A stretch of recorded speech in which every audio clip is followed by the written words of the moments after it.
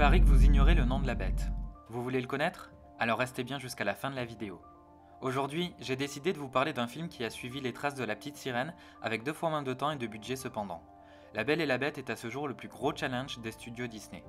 Je vais donc vous raconter la longue production de ce film, semé d'embûches, de revirements de situation, de démissions et de multiples propositions artistiques abandonnées. N'oubliez pas de vous abonner et d'activer les notifications.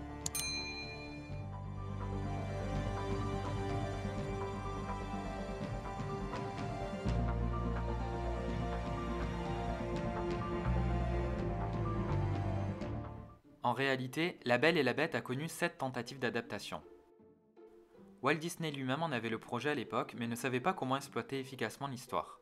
L'idée a donc rapidement été abandonnée.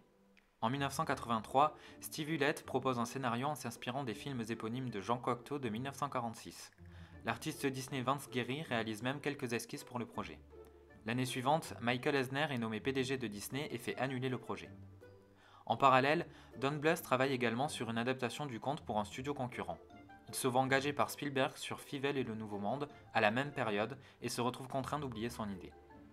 En 1986, Phil Niebelink et Steve Gordon, ayant travaillé sur Basil, développent ensemble un nouveau scénario, mais le projet est encore une fois annulé. C'est en 1988 que Jeffrey Katzenberg, alors président de Walt Disney Pictures, tombe sur tous ses projets d'adaptation avortés. Il demande à Jim Cox de lui faire une proposition scénaristique. L'histoire qu'il écrit introduit la version que l'on connaît de Maurice, le père de Belle, et le fait qu'il soit inventeur, ainsi que la présence des objets enchantés et la scène de l'attaque des loups sauvages. L'histoire est fidèle au conte et plaît à Eisner, mais se voit rejetée sans cri égard. Jen Leroy s'essaie également à l'écriture du synopsis, jugé finalement trop bizarre et pas assez abouti. Finalement, c'est la scénariste Linda Woolverton qui livre à Katzenberg une version qu'il valide, lançant le développement du film. La Belle et la Bête est un conte de Gabrielle Suzanne de Villeneuve datant de 1740, repris ensuite par Jeanne-Marie Le Prince de Beaumont en 1757. Ces deux versions de l'histoire sont inspirées de plusieurs contes populaires où le prince est transformé en monstre et doit gagner le cœur d'une jeune fille pour être délivré de sa malédiction. Dans La Belle et la Bête, nous suivons un vieux marchand qui se retrouve, après de nombreuses mésaventures et bien malgré lui, dans le château d'un monstre qu'il pensait abandonner. Le monstre lui propose d'être fait prisonnier ou d'échanger sa place avec sa fille. C'est finalement Belle, la cadette du marchand, qui se livre à la bête pour devenir sa prisonnière. Contre toute attente, la jeune fille et le monstre tissent des liens au fil du temps, non sans un certain chantage de la part de la bête.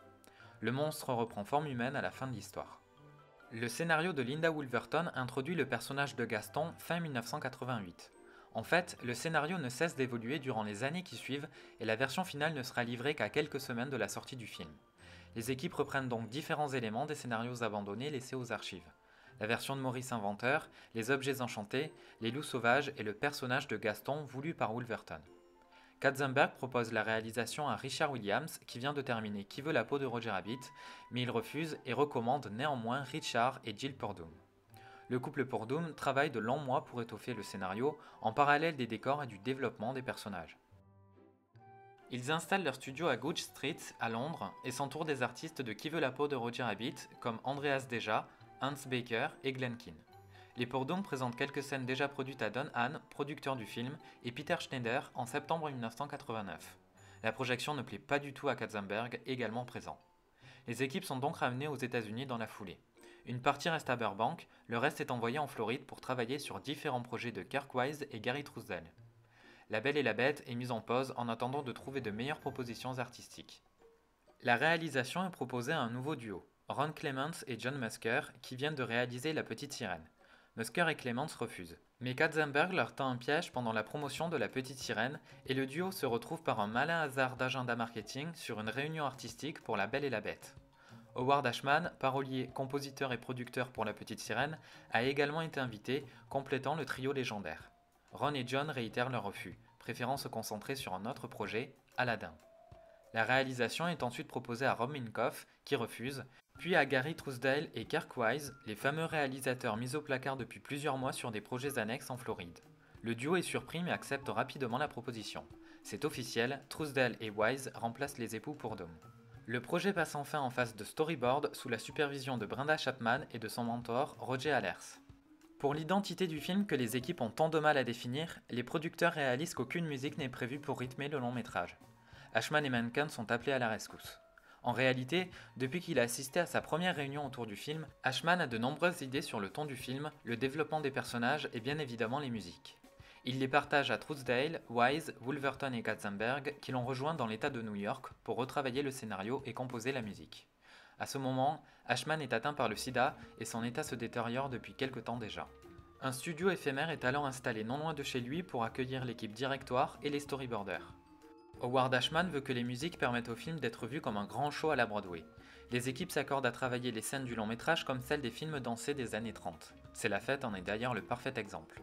Il travaille bien évidemment en étroite collaboration avec Alan Menken sur la composition de toutes les partitions musicales du film.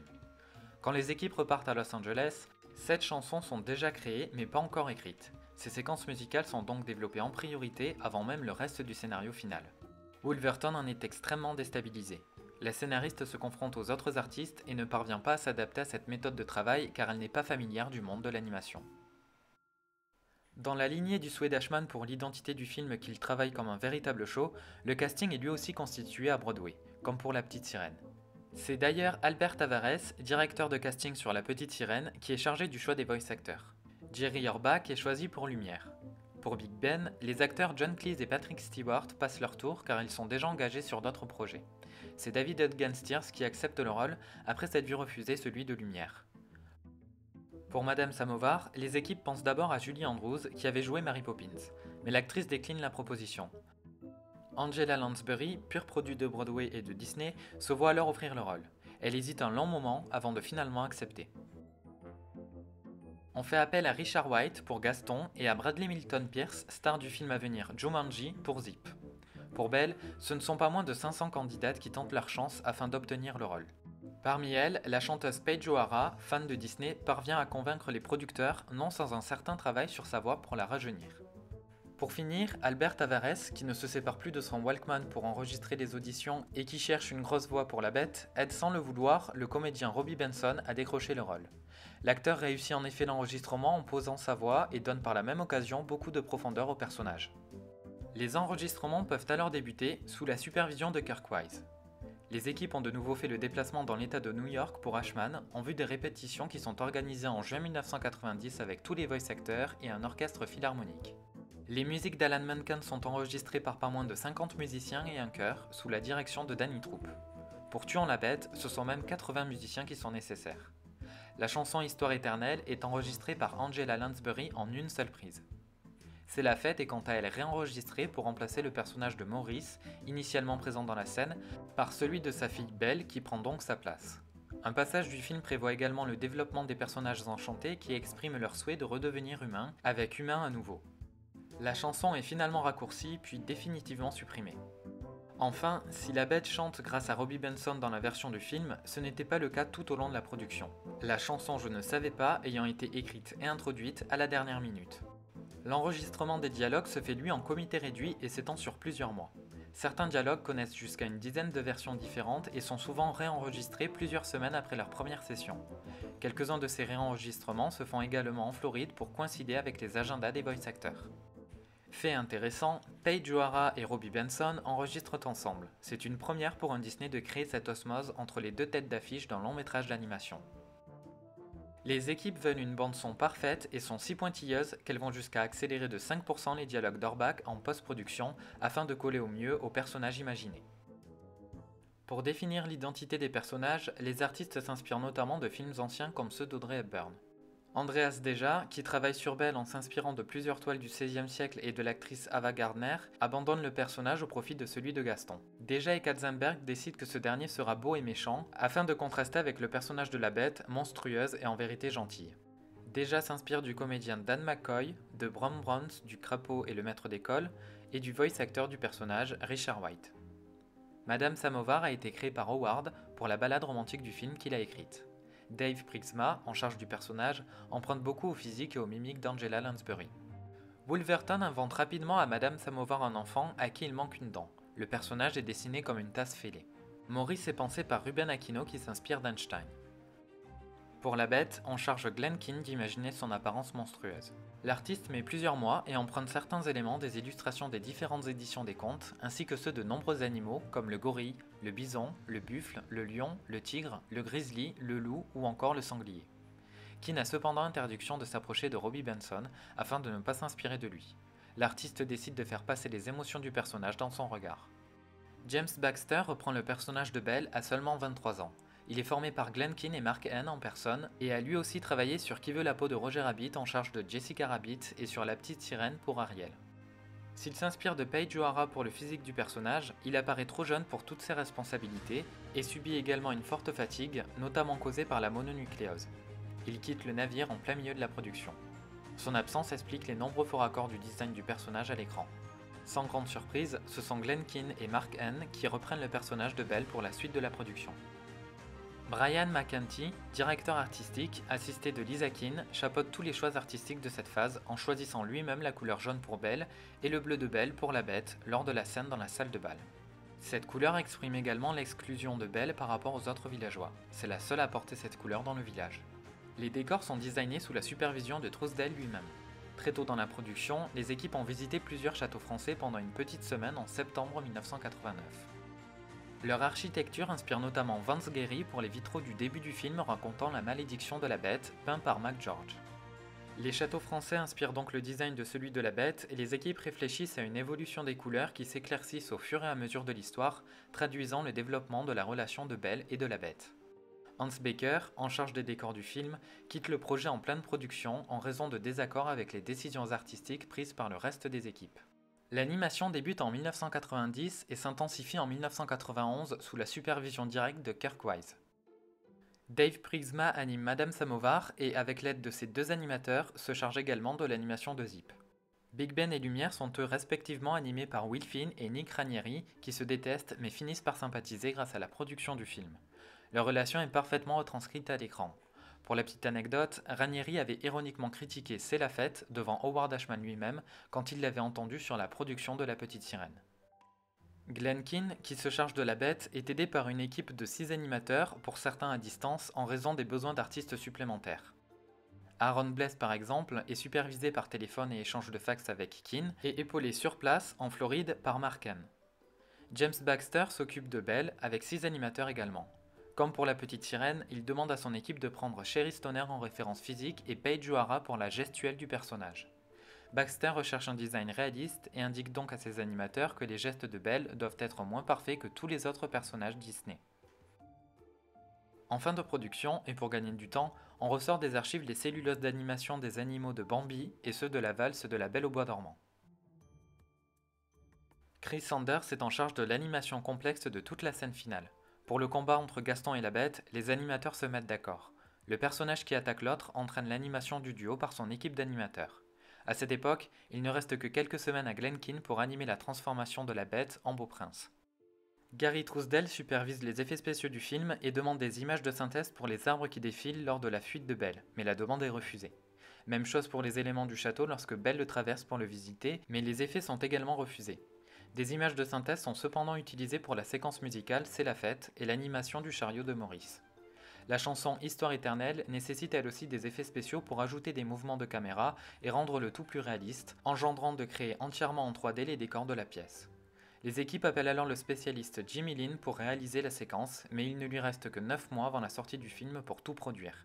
Il demande un plan B car il n'est pas sûr de tenir les délais et les artistes préparent la valse des personnages sur un simple fond noir.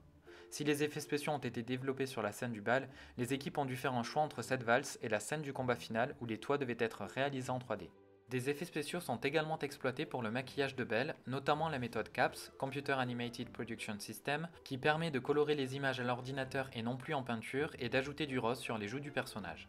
Baxter revient durant cette phase de la production et, grâce à son expérience sur Qui veut la peau de Roger Rabbit, il parvient à animer la scène du bal avec brio sous la supervision de Glenn Keane. À un mois de la sortie du film, les équipes doivent encore ajouter de la pluie fluorescente, des éclairs ainsi que de la fumée filmée en prise de vue réelle pour la transformation de la bête, travaillant encore une fois entre Los Angeles et la Floride. En 1991, Katzenberg et une partie de l'équipe rendent visite à Ashman sur son lit d'hôpital où il lui présente quelques images du film en avant-première. Ashman décède quelques jours plus tard du sida. Les studios ont l'ambition de faire sélectionner La Belle et la Bête aux Oscars dans la catégorie du meilleur film et non celle du prix spécial. Afin de préparer cette nomination et gagner en crédibilité, Disney décide de présenter le film au Festival de New York City moins de 2 mois avant l'événement qui se déroule fin septembre alors que le film n'est toujours pas finalisé. Les spectateurs découvrent alors un long métrage dont il manque un tiers du rendu final, où certaines séquences ne sont même pas colorées. La projection connaît, contre toute attente, un véritable succès et la presse s'empare rapidement du phénomène. Pour la première fois, les équipes marketing veulent produire un single pour le générique de fin et font appel à Peabo Bryson et Céline Dion. Enfin, l'équipe du film rend hommage à Howard Ashman par une phrase à la fin du film. À notre ami Howard, qui donna sa voix à une sirène, son âme à une bête, nous lui en sommes éternellement reconnaissants. La première du film a lieu le 10 novembre 1991 au célèbre cinéma El Capitan à Los Angeles. Le film sort ensuite le 22 novembre dans toutes les salles des États-Unis. Ce film raconte l'histoire d'un prince qui refuse un jour l'hébergement à une mendiante contre une rose. La mendiante, qui s'avérait être une enchanteresse, le transforma en monstre et le maudit. La bête devait aimer et se faire aimer en retour avant la chute du dernier pétale de rose. Maurice, un inventeur loufoque, tombe sur le château de la bête suite à une mésaventure. Le monstre veut faire de lui son prisonnier, mais Belle, la fille de l'inventeur, demande à prendre la place de son père et vit alors dans le château de la bête, avec les domestiques de l'époque transformés en objets enchantés. Victime d'une attaque de loup lorsqu'elle tente de fuir, la vie de Belle est sauvée par la bête. Les deux personnages se rapprochent enfin et développent des sentiments l'un pour l'autre. Mais Gaston, fou de Belle, ne recule devant rien pour épouser la jeune femme et va jusqu'à faire interner son père pour qu'elle revienne. La bête libère Belle de son engagement, qui rentre chez elle pour sauver son père et confronter Gaston. Apprenant la réelle existence de la bête, ce dernier mène les villageois au château du monstre pour l'affronter. Avant de mourir, Gaston blesse mortellement la bête. Risquant de le perdre, Belle lui avoue alors ses sentiments, brisant ainsi la malédiction du prince qui reprend sa forme humaine et brisant également celle du reste du château. Le récit traite différents thèmes et celui qui me saute aux yeux dès le début du film, c'est le poids du regard des autres dans la société. On peut le voir à plusieurs reprises. Le regard que la bête porte sur la mendiante, celui que les villageois portent à la fois sur Maurice et sur Belle, et celui que les gens pourraient porter sur la bête. La résultante de toutes ces situations, c'est l'isolement, la solitude. La bête vit seule dans son château, et Belle et Maurice vivent en ermite en dehors du village. Le destin de la bête et de Belle sont malicieusement liés à travers cette problématique. Les deux protagonistes souffrent du regard des autres. La bête essaie de se faire aimer malgré son apparence hideuse, et Belle, qui est bien plus que son prénom ne pourrait laisser penser, et qui est confrontée en permanence aux critiques des villageois, reste étonnamment calme et indifférente, et impose son indépendance, faisant d'elle la princesse Disney la plus mature et posée que les studios nous aient présentée jusqu'à maintenant. La bête tombe amoureuse de l'intellectuel Belle, lui qui n'accordait guère plus d'importance qu'au physique. Belle, à l'inverse, qui préfère la compagnie des livres à celle des gens, et qui pourrait ainsi fantasmer sur un beau prince charmant, tombe amoureuse d'un être rustre, au cœur tendre, qu'elle apprend à aimer malgré son apparence monstrueuse. De la même façon, Belle tisse naturellement des liens avec les objets enchantés du château, trouvant en eux ce qu'elle n'a jamais trouvé jusqu'alors chez les villageois. Un franc soutien et une amitié sincère sans jugement, dépassant encore une fois les apparences physiques. Si Belle s'inscrit basiquement dans une relation parent-enfant fusionnelle telle qu'elle est mise en scène avec son père Maurice, elle se retrouve totalement à contre-courant en rejetant Gaston et les liens qu'il fantasme ouvertement avec elle. En fait, Gaston, convoité par toutes les filles du village, qui le voient comme un véritable prince charmant, se retrouve plutôt être un antagoniste. Manifestant clairement son désintérêt pour Gaston, Belle se trouve confrontée à un grossier Don Juan qui ne veut pas lâcher l'affaire et se voit déjà marié à elle. Harceleur notoire, il multiplie les tentatives de contact avec elle. Il la demande en mariage, souhaite faire interner Maurice vu comme un inventeur illuminé, et se prête à une confrontation physique avec la bête, élevée en rival, qu'il tue avant d'être lui-même victime de sa folie en mourant lors de cet ultime affrontement. Finalement, Belle démontre son amour pour son père par son courage en faisant le sacrifice de prendre sa place en tant que prisonnière. La relation qu'elle tisse avec la bête le consacre comme le véritable prince charmant, renvoyant Gaston à sa condition de vilain Disney. Leur lien est d'autant plus fort que c'est la première fois que les rôles sont inversés. C'est en effet la princesse qui sauve le prince de la mort et de sa malédiction. Les critiques presse sont plus qu'élogieuses et les spectateurs sont très enthousiastes. Le film continue son tour des festivals en passant notamment par celui de Cannes. En plus de cette reconnaissance critique, La Belle et la Bête est récompensée aux Golden Globes dans les catégories de la meilleure chanson originale pour Beauty and the Beast avec Céline Dion, meilleure musique de film et meilleur film musical ou comédie. Le long métrage réalise également l'exploit d'être le seul et unique film d'animation à être nommé dans la catégorie meilleur film aux Oscars, marquant ainsi l'histoire du cinéma par cette simple nomination. Il est également nominé pour les catégories meilleure musique et meilleur son. 3 chansons du film concourent simultanément. Belle, Histoire éternelle et C'est la fête. Menken reçoit l'Oscar de la meilleure musique et Ashman reçoit, à titre posthume, un Oscar pour Histoire éternelle récupéré par son conjoint Bill Losch. Les équipes obtiennent également un Oscar technique pour l'outil CAPS. La Belle et la Bête confirme la relance des studios démarrée par La Petite Sirène, déjà évoquée dans la première vidéo de cette chaîne. Les studios ouvrent même un nouveau bâtiment pour le département animation. La Belle et la Bête sort en France le 21 octobre 1992.